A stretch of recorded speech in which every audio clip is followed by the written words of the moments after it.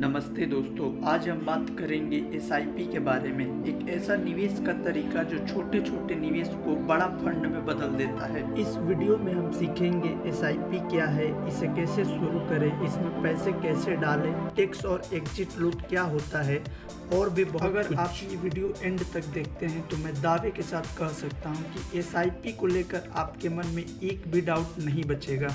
आज हम एसआईपी का संपूर्ण ज्ञान लेने वाले हैं, तो मैं आपको स्टेप बाय स्टेप बताता हूँ। स्टेप 1, एसआईपी क्या है। SIP means systematic investment plan, एक म्यूचुअल फंड में निवेश करने का तरीका। इसमें आप हर महीने एक तय राशि जैसे 500 या 1000 रुपए किसी म्यूचुअल फंड में नियमित रूप से निवेश करते हैं। एसआईपी का फायदा यह है कि आपके पास बहुत पैसों की जरूरत नहीं है, आपके पास कम पैसे हैं तब भी आप निवेश शुरू कर सकते हैं। आप धीरे धीरे अपनी बचत से भी पैसे निवेश कर सकते हैं। एसआईपी आपके निवेश को अनुशासित बनाता है और लंबे अवधि में धन बढ़ाने का काम करता है। स्टेप 2, एसआईपी कैसे काम करता है। जब आप एसआईपी शुरू करते हैं तो हर महीने आपके खाते से एक तय राशि कटती है और म्यूचुअल फंड के यूनिट्स खरीदती है। अगर शेयर बाजार गिरता है तो ज्यादा यूनिट्स मिलते हैं और बाजार बढ़ता है तो हमको कम यूनिट्स मिलते हैं। इसे रूपी कॉस्ट एवरेजिंग भी कहते हैं, जो मार्केट के उतार चढ़ाव का फायदा उठाता है। इस तरह लंबे समय में आपका निवेश सुरक्षित और बढ़िया रिटर्न देता है। स्टेप 3, म्यूचुअल फंड क्या होता है। म्यूचुअल फंड एक कंपनी होती है जिसमें सभी स्टॉक मार्केट के एक्सपर्ट्स काम करते हैं। जब आप म्यूचुअल फंड में अपने पैसे निवेश करते हो तो यही एक्सपर्ट उस पैसे को स्टॉक मार्केट में लगाते हैं।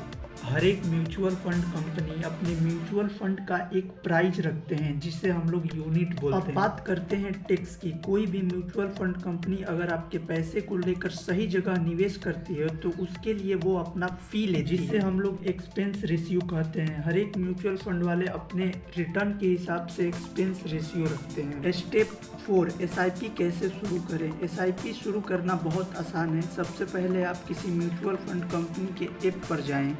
बहुत सारे ऐप है लेकिन आप उसी ऐप पर निवेश स्टार्ट करें जो सेबी रजिस्टर्ड हो, जैसे ग्रो, जेरोधा, एंजल। इनमें से किसी पे जाके एक निवेश खाता बना ले, जिसके लिए आपको चाहिए आधार कार्ड और पैन कार्ड। केवाईसी पूरा होने के बाद आप एसआईपी शुरू कर सकते हैं। अब आपको एसआईपी शुरू करने के लिए सबसे पहले एक राशि तय करना पड़ेगा कि आप कितने का एसआईपी करना चाहते हैं। मैं मान लेता हूँ कि मुझे 1000 रुपये हर महीने निवेश करने हैं, तो अब मैं एक तारीख तय कर लेता हूँ, 10 तारीख। अब हर महीने मैं 10 तारीख को 1000 रुपये निवेश करूंगा। अब मुझे हर महीने 1000 रुपये निवेश करने के लिए अपने म्यूचुअल फंड से अपने बैंक अकाउंट को लिंक करना होगा।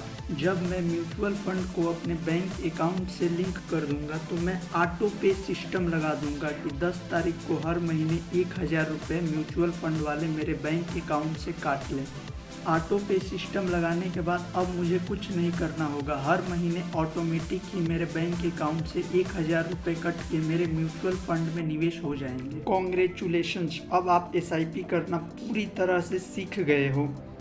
स्टेप 5, एग्जिट लूट क्या होता है। एग्जिट लूट का मतलब है अगर आप एसआईपी में निवेश कर रहे हैं और 1 साल से पहले आप अपने पैसे निकाल रहे हैं तो जो आपका रिटर्न बना होता है उस पर 1% का एग्जिट लोड लगता है। लेकिन अगर आप 1 साल के बाद पैसे निकाल रहे हैं तो एग्जिट लोड नहीं लगता है। स्टेप 6, एसआईपी में टैक्सेस कैसे होते हैं। एसआईपी में निवेश पर टैक्स का क्या नियम है। अगर आप अपने निवेश को 1 साल से पहले निकालते हैं तो आपके निवेश पे जो रिटर्न बना होता है उस पर short term capital gain tax लगता है जो 20% है। लेकिन अगर आप अपने निवेश को 1 साल के बाद निकालते हैं और रिटर्न 1 लाख से ज़्यादा का होता है तो आपके रिटर्न पर long term capital gain tax लगता है जो 12.5% है। अगर लॉन्ग टर्म में आपने 1 लाख से ज़्यादा का रिटर्न नहीं बनाया तो आप पे कोई टैक्स नहीं लगेगा। इसीलिए एसआईपी लंबे समय में हमेशा प्रॉफिटेबल ही रहता है, कभी घाटे में नहीं जाता। स्टेप 7, एसआईपी के फ़ायदे और नुकसान। बात करते हैं एसआईपी के फ़ायदे के।